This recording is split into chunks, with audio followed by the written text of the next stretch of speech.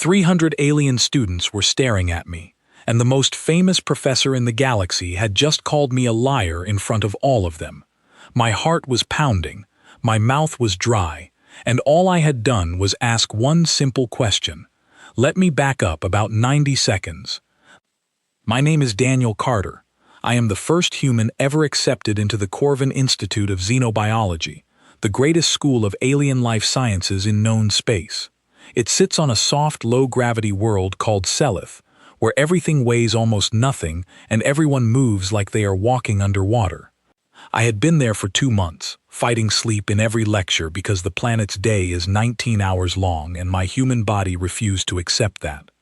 That morning, I was sitting in the back row of the grand lecture hall, half awake, listening to Professor Velictor. He was a legend.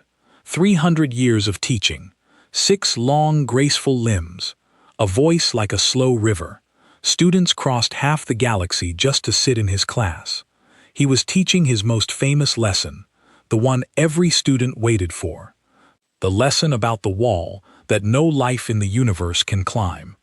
He raised one thin arm, and a glowing chart appeared in the air above him. It showed every known intelligent species, arranged by the gravity of their home worlds. Dozens of glowing points of light, each one a whole civilization. Then he spoke the words that every textbook in the galaxy repeats. He said that no complex species can survive above 0.6 of standard gravity. He said it was not an opinion, it was a law of biology, as fixed as the speed of light. Above that line, he said, hearts fail, bones snap under their own weight. A simple fall becomes deadly. Flight becomes impossible. Lifting food, water, and stone costs so much energy that no civilization can ever rise. He pointed at the chart, at the place where the points of light simply stopped. Beyond them was a wide red band, glowing like a warning fire, marked with words that translated into my ear as the zone of biological impossibility.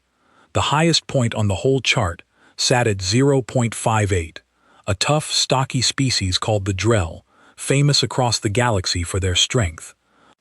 And that is when my sleepy brain betrayed me, because I was doing lazy math in my head, the way you do when you are trying to stay awake. 0.6, the red line, the impossible wall. Earth is 1.0. Not close to the line, not touching the line, nearly double the highest point on that chart, and deep inside the red zone that the professor had just called impossible. I did not think. I just raised my hand.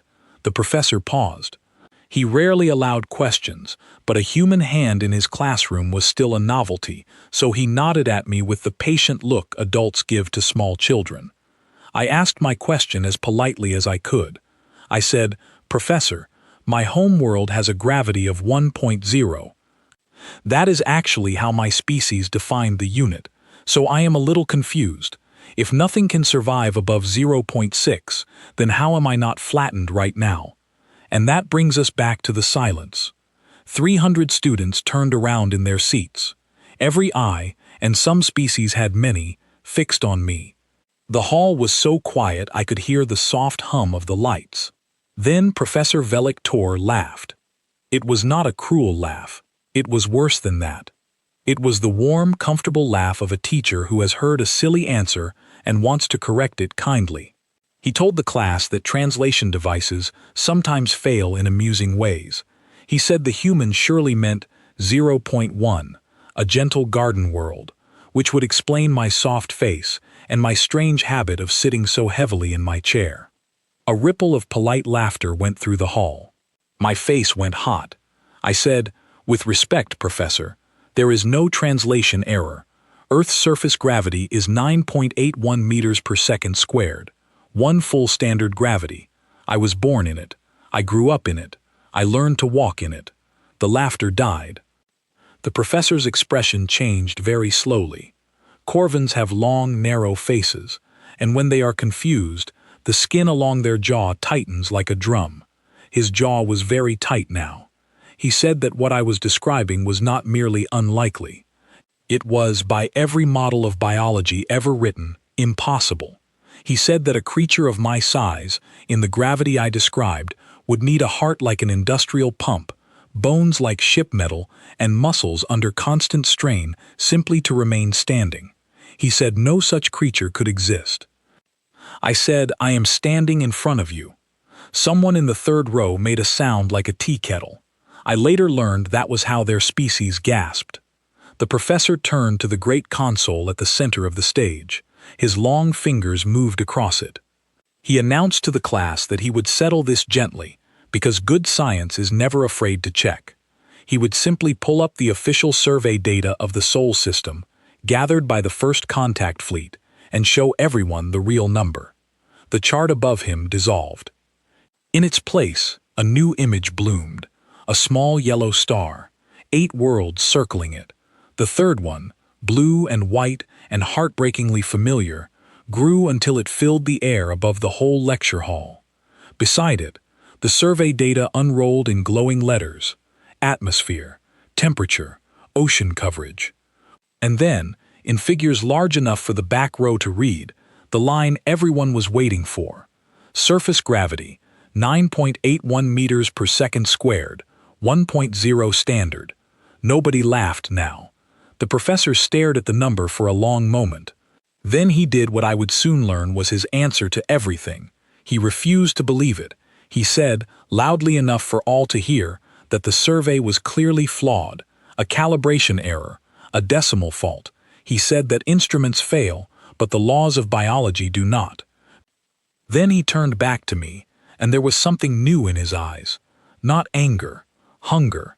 The hunger of a scientist who has just seen something that should not exist. He asked me my mass. I told him, 82 kilograms. He asked me how often members of my species die from falling. I said that falling from standing height almost never hurts us. I said children fall dozens of times a day while learning to walk, and mostly they laugh about it. The tightness in his jaw spread all the way up his face. He said that on Selith, a fall from standing height sends an adult to a medical center. He said that among his own people, children are carried in cushioned frames until their bones finish hardening, and even then, they are taught to never, ever run. I did not know what to say to that, so I said the honest thing. I said that humans run for fun, that we hold festivals where thousands of us run together for half a day, on purpose, for no reward except a small medal and a banana at the finish line.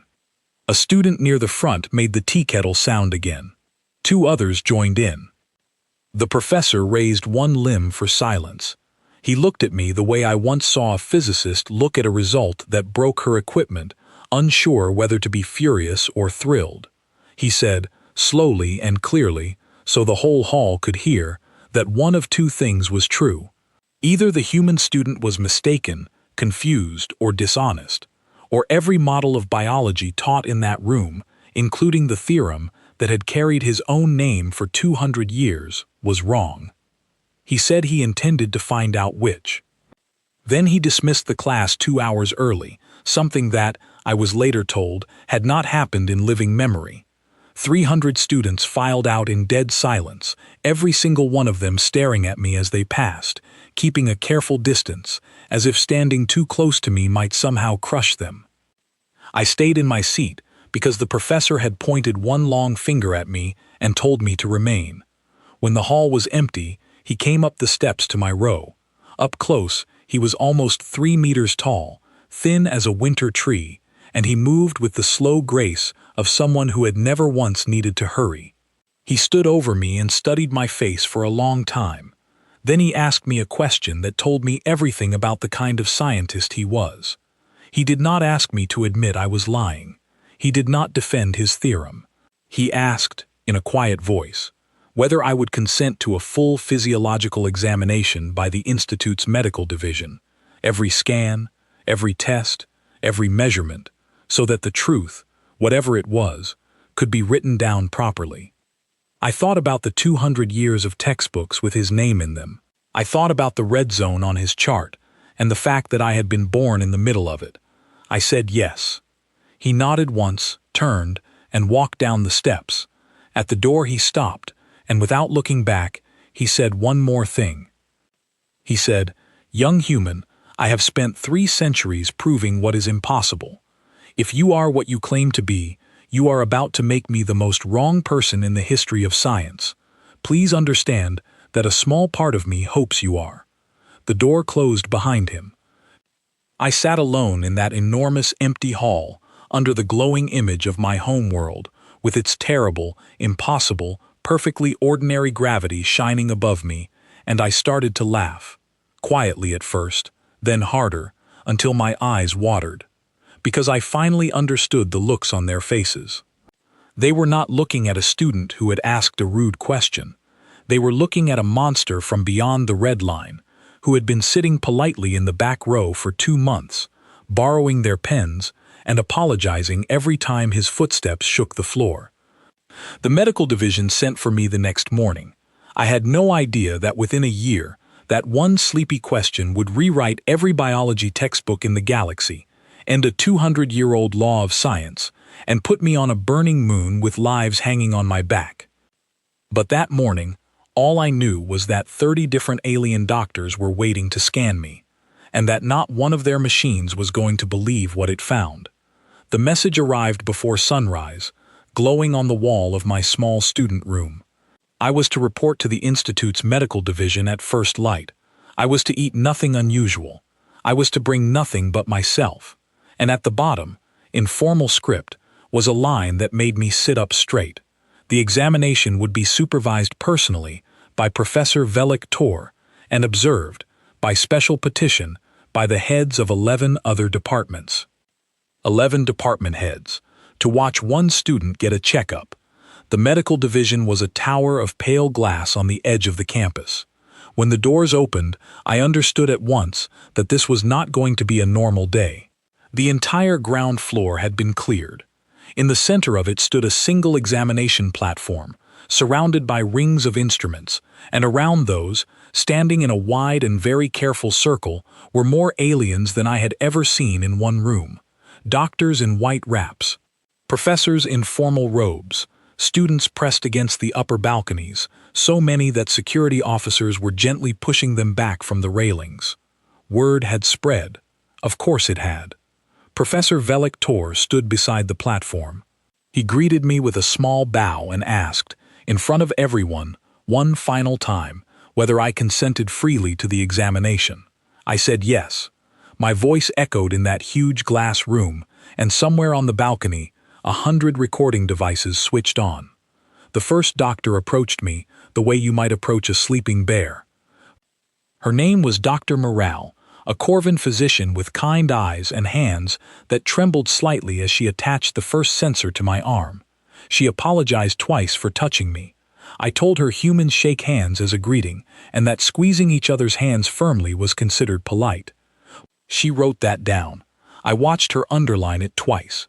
Then the scans began, and the machine started to panic. The first device measured bone density. It hummed, clicked, went silent, and displayed an error. Dr. Morale reset it. It scanned my leg again and produced a second error. A technician was called. He opened the machine, checked it, closed it, and ran it a third time. This time it produced a reading, and the room went very quiet because the machine had classified my thigh bone in its official report as structural ceramic, building material. The technician explained, in a voice that kept getting higher, that the device was designed for living tissue, and my bones were simply outside the range it had been built to believe. The professor ordered the result recorded exactly as the machine had written it. Next came my heart.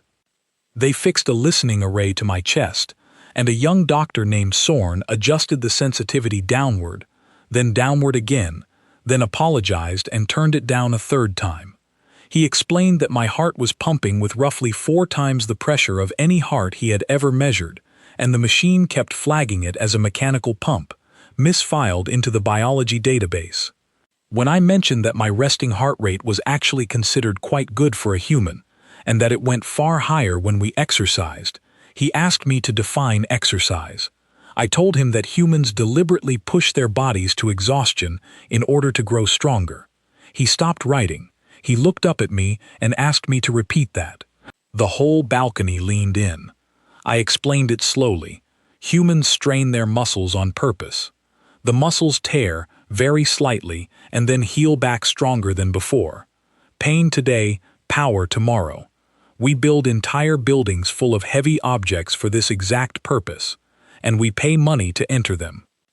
Dr. Sorn set down his stylus. He said, softly, that on his home world, tissue damage of any kind was treated as a medical emergency. The idea of damaging yourself on purpose, in order to improve, sounded to him like burning down your house to make it fireproof. Then he picked the stylus back up and wrote for a very long time. The muscle scans came next, and by now the crowd had learned to expect trouble. The imaging system studied my legs and formally classified them as hydraulic actuators, industrial lifting equipment. The technicians no longer laughed at the errors. They just recorded them, one after another, in a growing file that I could see projected above the platform, a file whose title had already been changed twice, and now simply read, "Subject exceeds parameters." Then Professor Velik Tor stepped forward, and his voice carried across the whole floor. He said that measurements were valuable, but the theorem stood on one pillar above all others: falling. In every model, in every equation, gravity above the red line killed through falling. A world of one standard gravity would be a world of constant lethal impacts. No species could learn, grow, or build, while a single stumble meant death. Therefore, he said, there was one demonstration that mattered more than all the machines in the tower. He asked me if I was willing to fall. The reaction was immediate. Dr. Morale objected. Two other physicians stepped forward. A senior official on the balcony called down that the institute could not be responsible for injury to its only human student.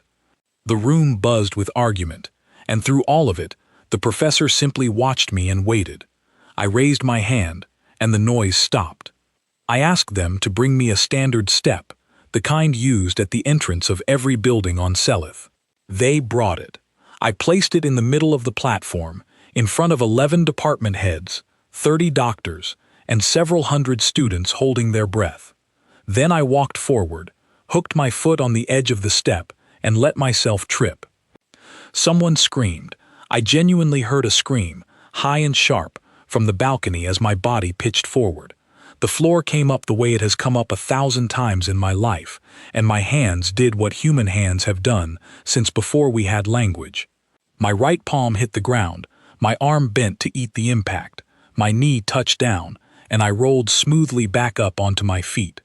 Total damage, a slightly red palm. I stood up, brushed off my knee, and said, "That is called tripping." Human children do it every day. The silence lasted 3 full seconds. Then the room made a sound I had never heard before, hundreds of different species reacting at once, whistles and clicks and low horns and the tea kettle gasps, all of it together, like a forest waking up. Dr. Morale had both hands pressed over the breathing slits on her neck. 2 students on the balcony had fainted, actually fainted, and were being carried out. And Professor Velik Tor stood absolutely still, staring at the spot on the floor where I had landed, as if the impact had left a hole in his theorem instead of the tile. He asked me, quietly, how far a human could fall without serious harm.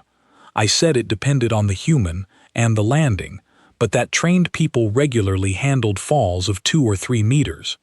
I mentioned, without thinking, that we also had a sport where people strapped a board to their feet, rode it down a snow-covered mountain at highway speed, and deliberately launched themselves off ramps to spin in the air. He asked what safety equipment they wore. I said, usually a helmet, sometimes not even that. He turned away from me then, walked to the edge of the platform, and stood with his back to the room for a long moment. When he turned around, he addressed not me but the entire hall, and his voice was different, slower, heavier. He said that he had checked the Sol survey data 3 times through the night, through 3 separate relay stations, and it was clean. He said that the human in front of them was, by every measurement taken that day, exactly what he claimed to be, a living creature from inside the red zone. He said that this left the Institute with only 2 honest paths: declare the human a singular impossibility and look away, or do what scientists are for. Then he made the announcement that changed everything. He formally petitioned the Institute, on the spot, in front of 11 department heads, to fund a falsification expedition. A journey to Earth itself. He would go personally, he said, into a gravity that his own equations promised would kill him, inside whatever support machinery his engineers could build, and he would observe humans in their native environment with his own 4 eyes. If his life's work was wrong, he said, then he would be the one to prove it wrong, and he would sign the retraction with his own hand. The room erupted. The department heads voted where they stood, which I was told had never happened in the Institute's history. 11 votes, 11 approvals. And then the professor turned to me, in front of everyone, and asked whether I, Daniel Carter, citizen of the impossible world, would consent to serve as the expedition's guide. Everyone was looking at me again, but this time it felt completely different. I said yes. Of course I said yes. The hall began to empty in a storm of excitement, doctors comparing readings, students transmitting the news to 100 worlds, and I learned later that the recording of my small stumble over that step was viewed 4 billion times before the week was out, and that on at least 6 planets, medical schools halted their classes to watch it. As the crowd thinned, the professor came and stood beside me. For a while he said nothing. Then he asked me what Earth was like. Not the gravity, not the numbers, just what it was like. I thought about it. I told him it was loud, and green and blue, and full of people in a hurry. I told him the rain there falls hard and fast, that the ocean waves can knock you off your feet, and that we swim in them anyway, for fun. I told him about thunderstorms, and how children press their faces to the window to watch. He listened to all of it with his jaw growing tighter and tighter, and when I finished, he said that his engineers would begin building his support frame immediately, and that he had one final question before the preparations began. He wanted to know if there was anything on Earth that I thought would surprise him most. Anything he should be warned about in advance. I thought about gyms, and stairs, and construction sites, and roller coasters, and rugby, and grandmothers carrying shopping bags. And I heard myself say, "Honestly, Professor, I probably should warn you about the toddlers." He asked what a toddler was. I just smiled and told him he would find out. The professor nearly died in the first 10 minutes on Earth, and it was not the gravity that almost finished him. It was a 2-year-old girl named Poppy. But let me take those 10 minutes in order, because every one of them mattered. The ship came down at a special landing field outside London on a gray Tuesday morning. Earth had agreed to the visit with great excitement, though the officials kept asking me, quietly, whether the famous professor understood what he was walking into.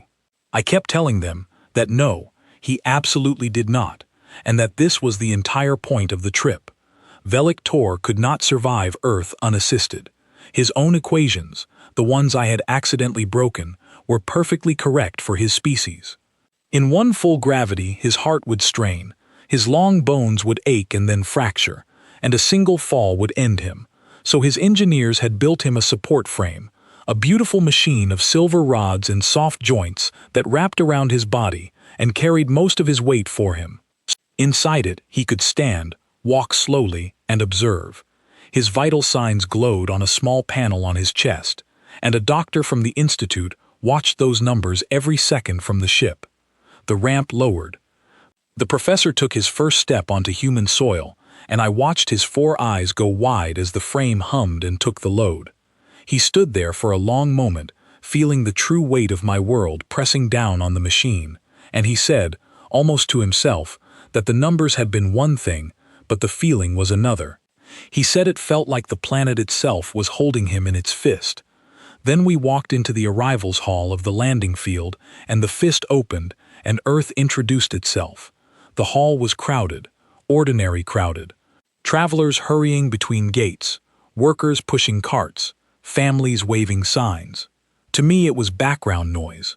I had already turned to say something to the professor, when I realized he had stopped dead, and his frame had locked in place, and his vital panel had turned a worrying shade of orange. He was staring at a businessman jogging to catch a connection. Just a man in a suit, maybe 50 years old, running at a gentle trot with a heavy bag over one shoulder, weaving through the crowd. To the professor, I suddenly understood. This was a creature sprinting through lethal gravity while carrying cargo, dodging obstacles at speed, in a room where every single collision or stumble should mean death, and doing it with a bored expression while checking the time. The professor asked me if the man was fleeing some emergency. I said he was probably late for the 9:40 to Edinburgh. The vital panel went a deeper orange. The doctor on the ship spoke urgently into my earpiece, asking what I had shown him.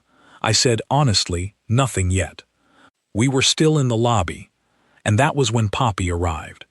She came around a row of seats at maximum toddler speed, which is not fast in absolute terms, but is astonishing in commitment. A tiny human in a yellow coat, perhaps 2 years old, running simply because running was possible. Her mother followed a few steps behind with the calm, unhurried expression of a woman who had seen this exact scene 1,000 times. The professor saw her, and every joint in his frame tensed. I heard him whisper that the infant was unrestrained, that it was moving at a dangerous velocity relative to its body size, that its head was enormous compared to its limbs, and its balance was clearly immature. He began, I am not joking, to calculate her impact forces out loud. Then Poppy's foot caught on the edge of the carpet, and she went down. She hit the floor flat, face first, with the full, honest smack that every parent on Earth knows by sound alone.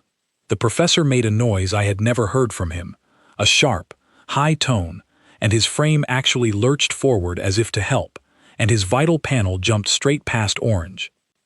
Poppy lay still for 1 second, 2 seconds. Then she pushed herself up on her fat little hands, looked around, discovered her audience of one enormous silver alien, and burst out laughing. She scrambled back onto her feet, and she did it again, on purpose. She threw herself down, giggling, because falling had turned out to be funny. Her mother scooped her up, apologized to us for the noise, and walked on. The professor did not move for a long time. When he finally spoke, he asked me, in a voice stripped of all its lecture hall polish, how old that creature was. I said about 2, and that she had probably been walking for 1 year, and falling for all of it. He asked how many times a human child falls while learning to walk. I told him the honest answer, that nobody counts, because it happens dozens of times a day, every day, for months, and that we consider it completely normal, and that most falls end in laughter. He asked to sit down. We found him a bench rated for his frame, and he sat there in the arrivals hall for 40 minutes, watching, and I watched him fill page after page of his notes. Somewhere in those pages, I later learned, he wrote the sentence that would open his famous paper. He wrote that on the human world, the impacts that define the upper limit of biology are considered, by the local infants, to be a form of entertainment. That was day 1, minute 10. We stayed on Earth for 6 weeks, and I will tell you the moments that broke him, one by one. In the second week I took him to a construction site in Manchester, because he had asked to see how humans lifted things. He expected machines, and there were machines, cranes and lifters doing the heavy work. What he had not expected was Marcus. Marcus was a bricklayer's laborer, 26 years old, cheerful, and completely unaware that he was about to become the most studied human in the galaxy. His job that morning was moving 50-kilogram sacks from a pallet to a mixing station. He did it the way such men do. He bent, hauled a sack up onto his shoulder, walked it 30 meters across uneven ground, dropped it, and went back for the next one. While doing this, he was also holding a conversation about football with a man on the scaffold above him. The professor watched him move 11 sacks. Then he asked me, carefully, what punishment the man was serving. I explained that Marcus was not being punished. Marcus was being paid. This was employment, and moreover, Marcus would tell you it was not even a particularly hard job. The professor asked what fraction of the man's own body mass each sack represented.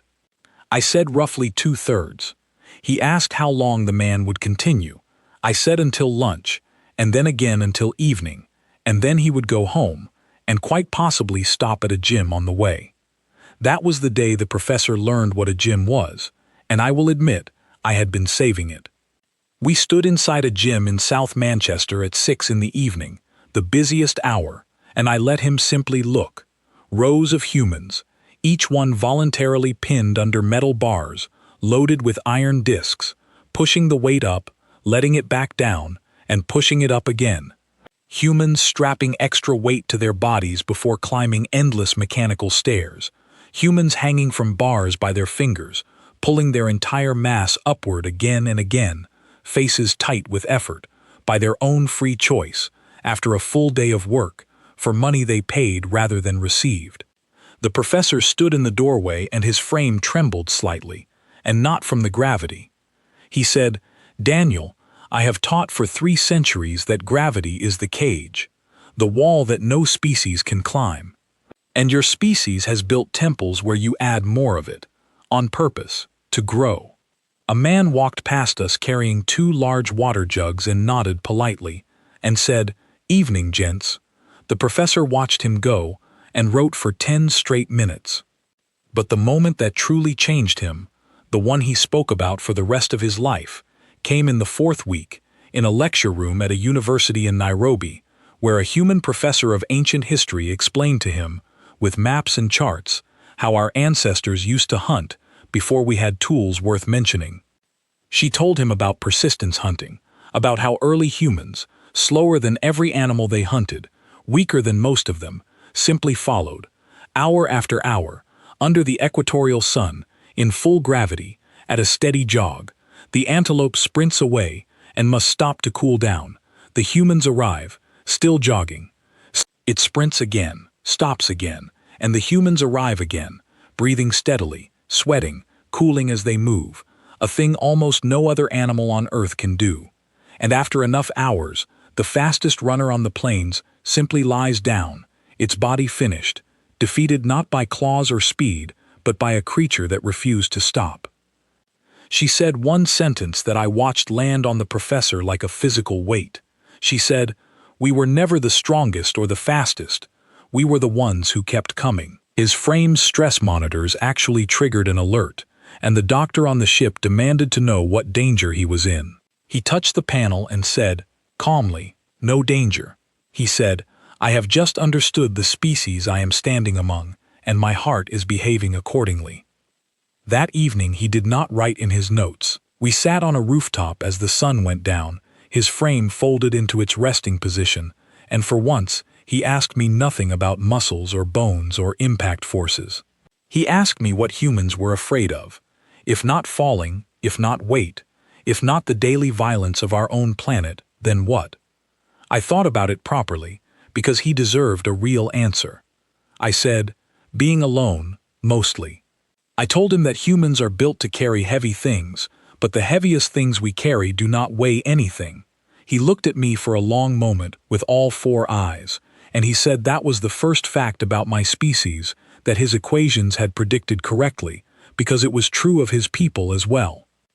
It was, strangely, the closest moment of the whole trip, 2 scientists from opposite sides of an impossible red line, discovering that the line had never run between their hearts.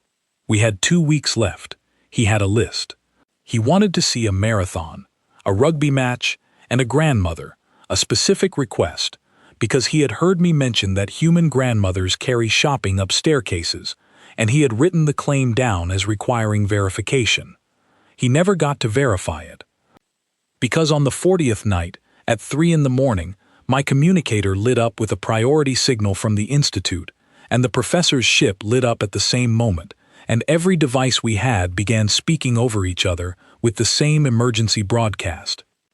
The Corvin Research Station Celiar 9, an orbital habitat carrying 140 people, including the Institute's entire visiting research delegation, including 19 of Professor Veliktor's own graduate students, had suffered a catastrophic engine failure while surveying a gas giant on the far edge of Corvin space. The station had been dragged in by the gravity of one of the giant's moons and had crash-landed on its surface. Most aboard had survived the landing. That was the good news, and it was the only good news.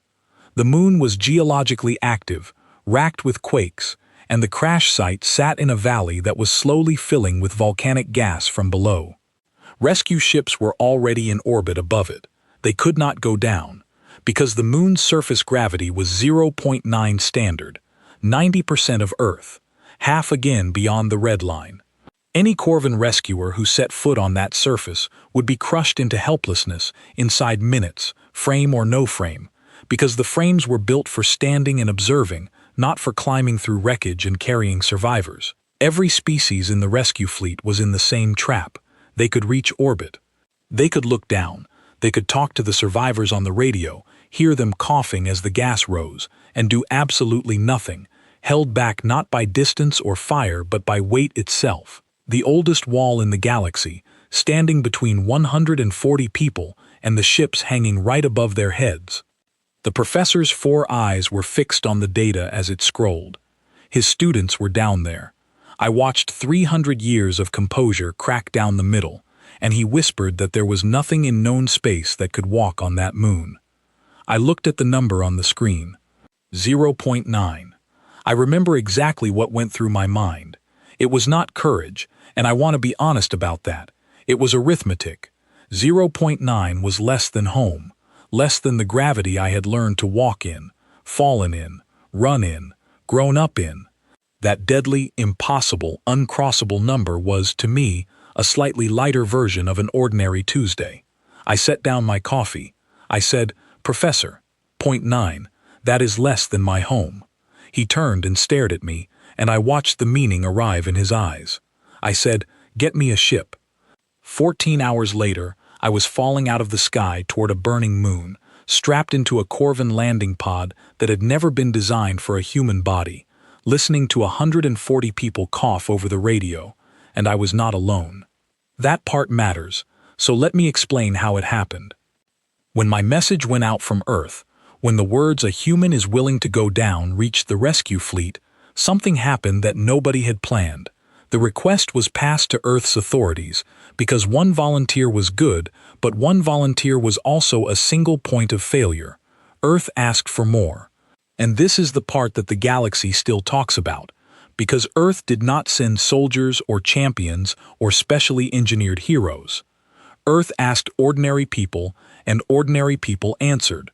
Within 6 hours, 3 of them were on a fast shuttle to meet the professor's ship.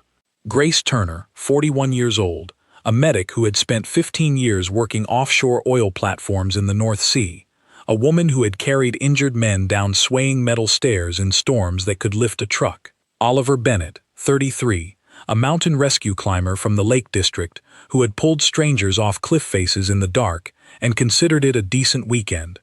And Henry Dawson, 56 years old, a retired fire officer from Leeds, with 30 years of walking into buildings that everyone else was running out of, who had reportedly answered the call while gardening and asked only 2 questions. How heavy are the casualties, and when do we leave? 4 humans. That was the entire ground team. Above us hung 40 rescue ships from 9 different species, thousands of crew, every one of them locked out of the sky beneath them by their own bones. The professor briefed us himself on the way down, his voice steady in a way I knew was costing him. The station had broken into 3 sections when it hit. The main section held most of the survivors and still had partial power. A second section lay half a kilometer up the valley, crushed but sealed, with a handful of people trapped inside, including, and here his voice caught for only a moment, several of his graduate students. The valley itself was the problem. The moon's quakes had opened vents in the rock, and heavy volcanic gas was pooling in the low ground like a slow, invisible tide, rising a little more with every tremor. The survivors had breathing masks. The masks had hours, not days. And the whole valley, every route between the wreck sections, was a field of collapsed hull plates, torn rock, and slopes of loose ash. In other words, half a day of brutal hiking, climbing, lifting, and carrying in 0.9 gravity. A place where the strongest species in the galaxy would be pinned flat. For 4 humans, a hard day at work. The pod hit the surface harder than promised, and I felt the moon take hold of me, and I will not pretend it was nothing. 0.9 is real weight. My gear dug into my shoulders, my boots sank into the ash, and every step had that honest, familiar cost that I had not felt in months of living on a feather-light world. Grace landed beside me, checked her medical pack, and said it felt like being home after a long holiday. Henry looked up at the huge striped face of the gas giant filling half the sky, said it was prettier than Leeds, and started walking. The radio in my helmet clicked, and the professor's voice came down from orbit. He would be our eyes. The fleet's sensors could map every plate and slope from above, and he would guide us through the wreck field. He said, quietly, that for 300 years he had studied what bodies could do, and that he intended to spend the next hours learning what mine could, and that he would not waste a single one of our steps. He was true to his word. That voice never left my ear for the next 30 hours.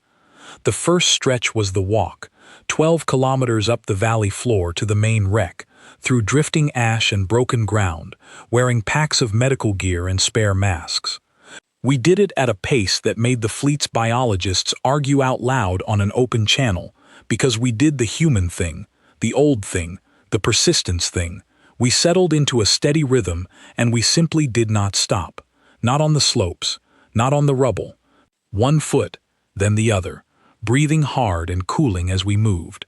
4 small figures walking through gravity that the galaxy called a death sentence, while thousands watched from above and, we later learned, billions watched from everywhere else. The main section rose out of the ash like a beached ship, and at its broken doorway I met them, the survivors, 120 of them gathered in the powered section, tall, fragile corvins and a dozen other species, all of them pressed down by the moon, most unable to stand, dragging themselves with their arms or simply lying still to save their strength, masks hissing, eyes enormous as we walked in. Walked, upright, carrying packs. A young Corvin researcher near the door lifted one trembling limb, touched my boot as if checking that I was real, and said that they had been told no one could come. Grace was already moving through them, triaging with the calm of a woman who had done this on heaving platforms in freezing spray. Bad fractures, crush injuries from the landing, and above all, exhaustion, because for them, simply existing on this moon was like carrying another person on their back every second. The plan was simple and terrible. The rescue ships could hover at a plateau above the valley wall, on high ground clear of the gas, where the rock could hold a landing frame. But nothing could fly down into the churning, quake-shaken valley itself. So every single survivor had to go up. 200 meters of slope, broken and loose, and they could not climb it. So we carried them. I want to describe what that actually meant, because the galaxy's recordings show it from above, small figures moving up and down a gray slope, and the recordings make it look smooth. It was not smooth, it was hours of it. Corvins are tall but light, 30 kilograms in that gravity, so we took them 2 at a time in slung carriers, one on the back, one across the chest. Load, climb, deliver, descend, load again. Oliver fixed ropes on the worst pitch and moved along them like it was a Sunday crag.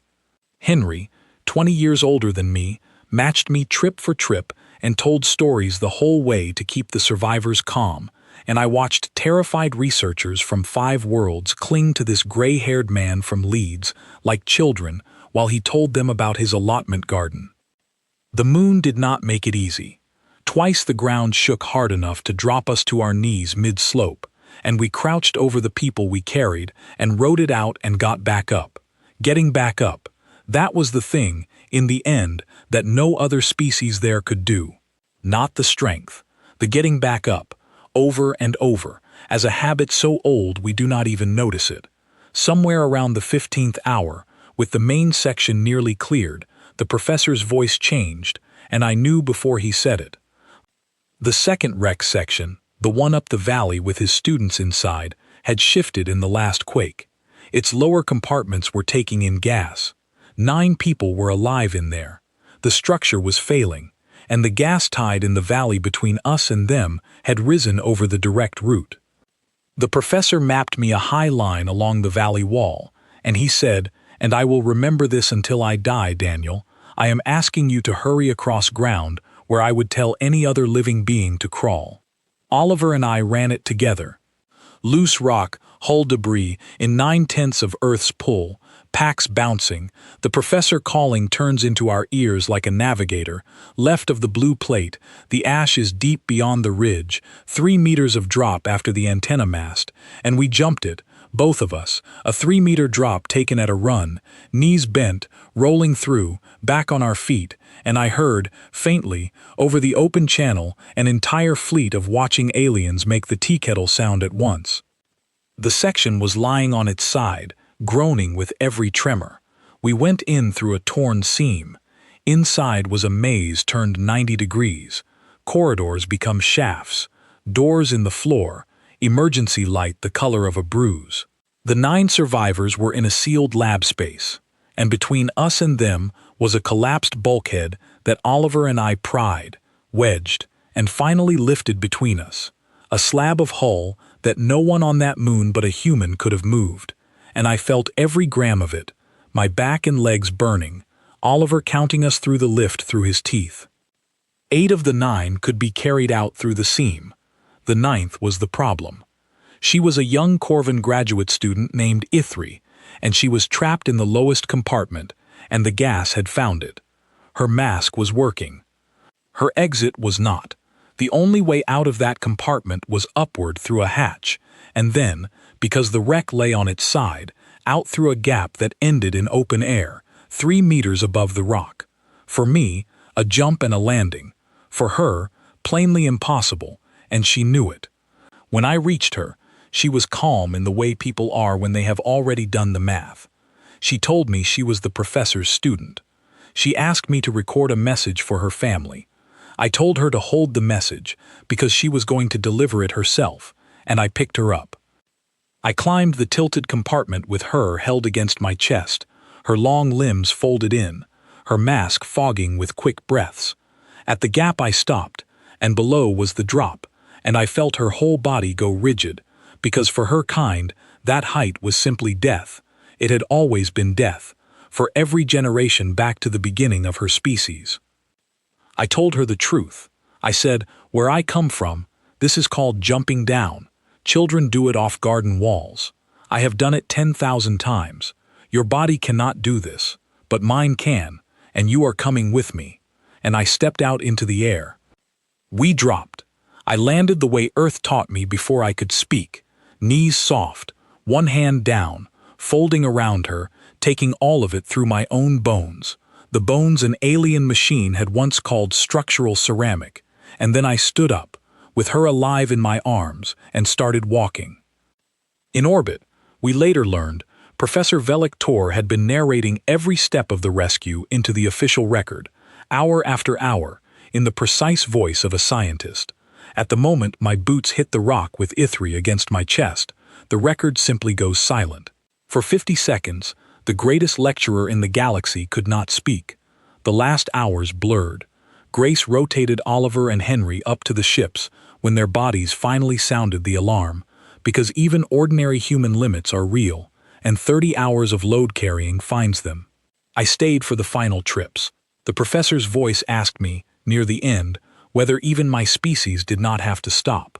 I was on the slope with the last 2 survivors slung across me, legs shaking, lungs raw, and I laughed, and I gave him the answer that ended up printed on things, though I swear I was only being honest.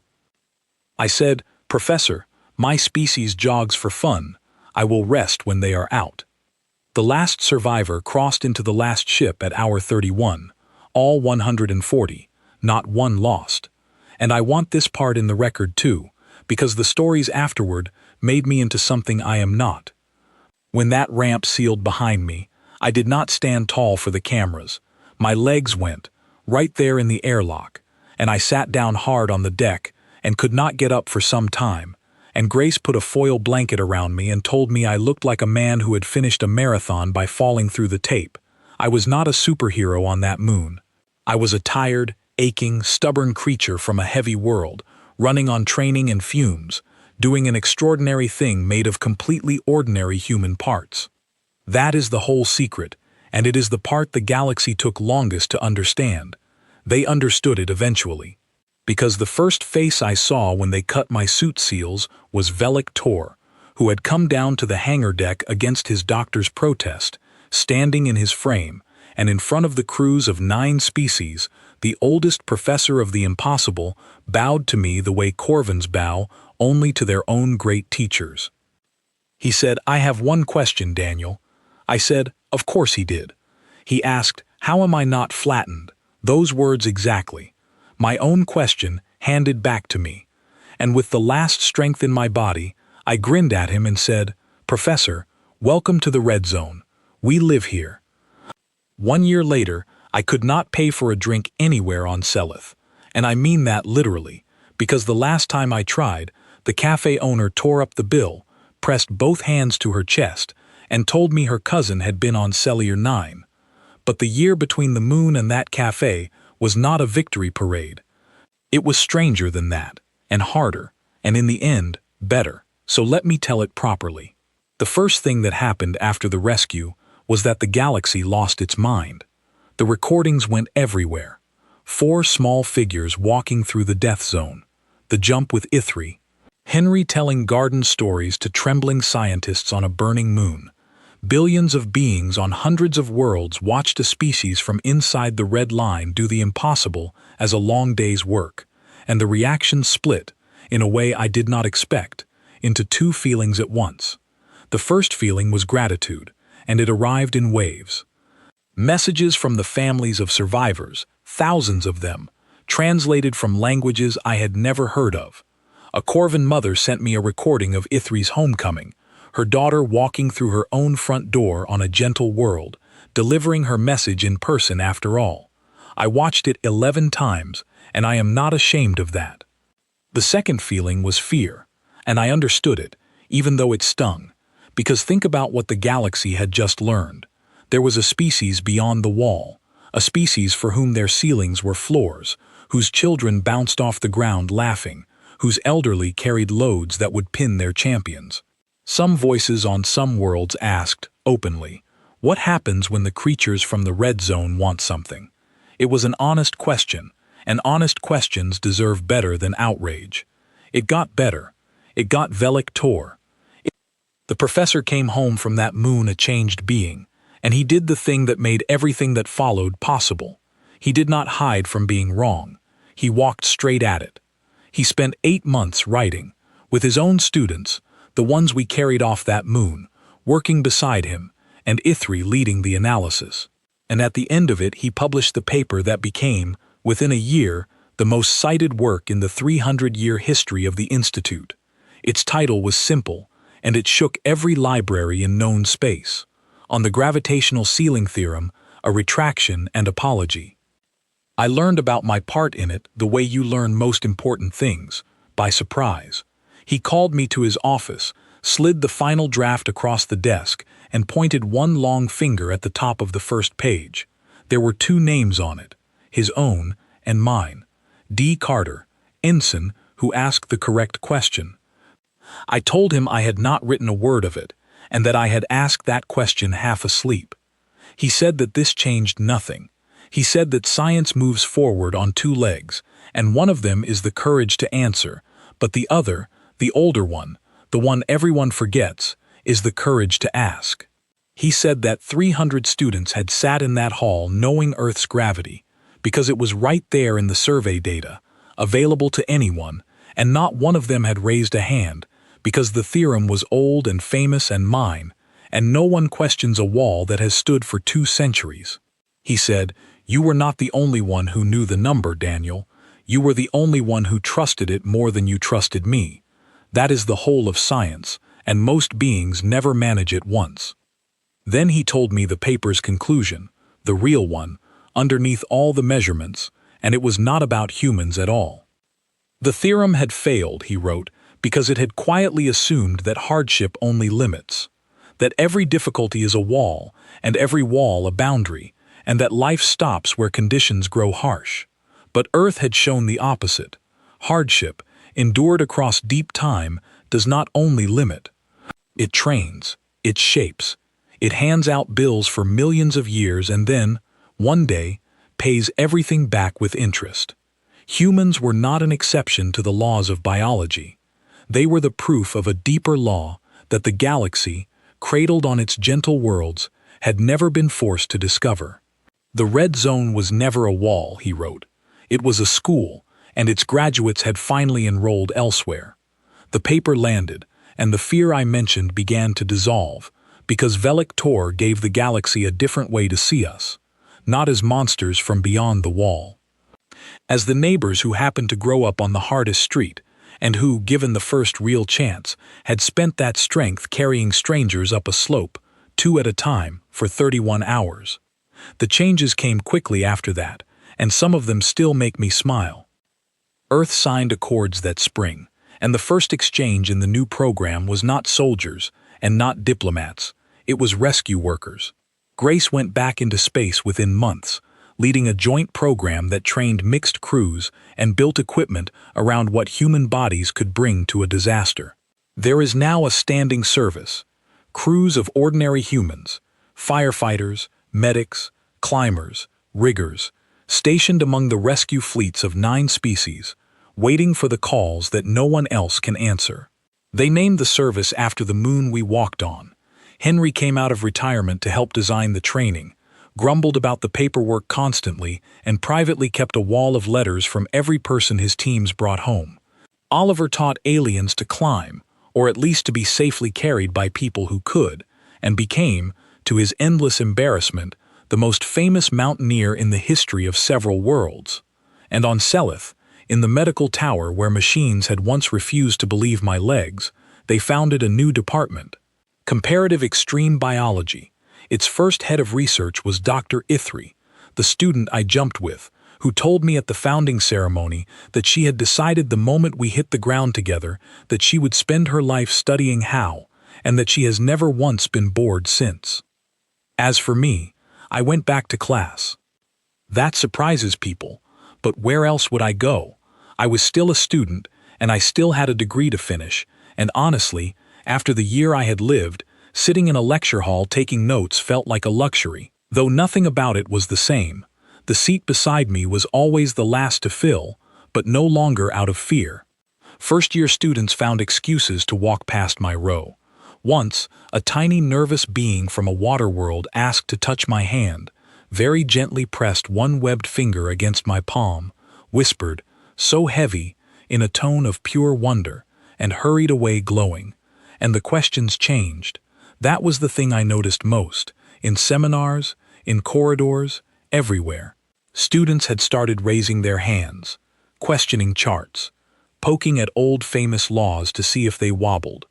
The Institute began calling it, informally, the Carter question, the moment when a student challenges an accepted result with nothing but a public fact and a raised hand, and professors, to their enormous credit, began encouraging it.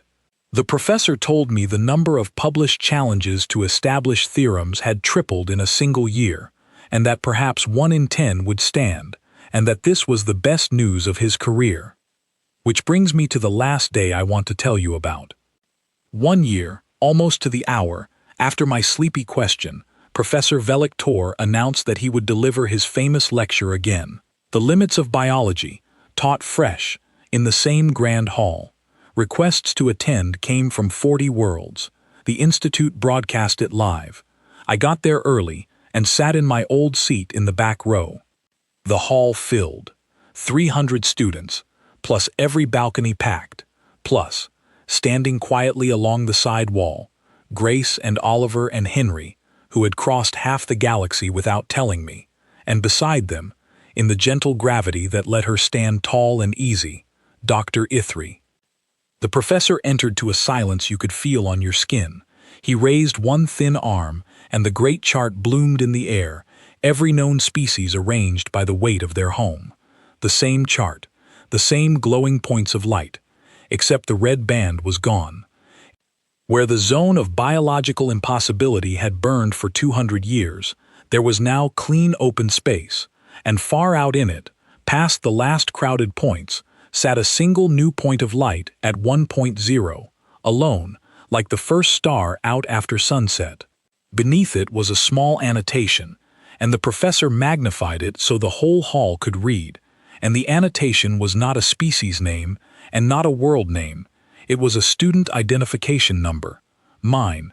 The number I had been assigned on my first nervous day, when the chairs creaked under me and nobody would share a bench. The hall turned to look at me, 300 faces, and this time I just smiled back. The professor taught the whole lecture new, not the old law with a patch on it, but the deeper one, hardship as teacher, difficulty as inheritance, the red zone as a school. He told them about a 2-year-old in a yellow coat who fell on her face and laughed. He told them about Marcus and his sacks, and the temples of added weight, and the ancient hunters who won by refusing to stop.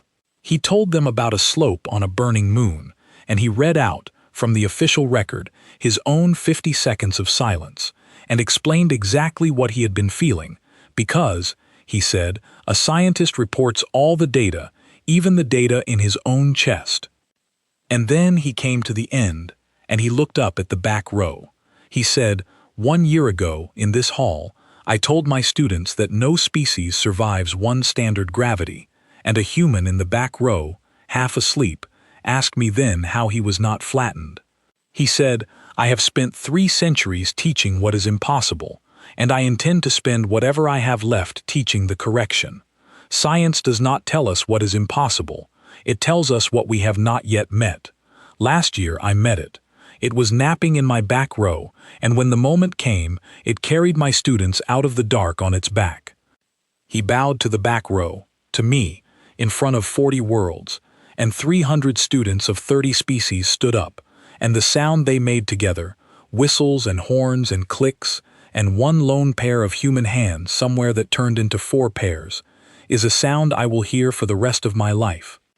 Afterward, when the hall had emptied and the lights were low, the professor and I walked out together into the Seleth evening, him tall and slow, me drifting light as always in that easy gravity, and we did not talk about biology. He asked about Poppy, because he asks about her every time, and I told him her mother sends pictures, and that she is 3 now and has discovered climbing, and that her mother's letters describe this development as a disaster, which I have chosen not to fully explain to him yet. At the gate he stopped, and he said one more thing. He said, Daniel, do you know what I envy your species? Not the bones, not the heart. I envy that you never knew the wall was there. Every other species in this galaxy grew up being told what weight would do to them. Yours simply grew up underneath it, assuming it was normal, and built ladders for fun. I walked home slowly under the 2 small moons of Seleth, feeling almost weightless, the way I always do here.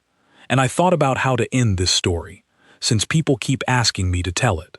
So here is the ending, and it is the truest thing I know.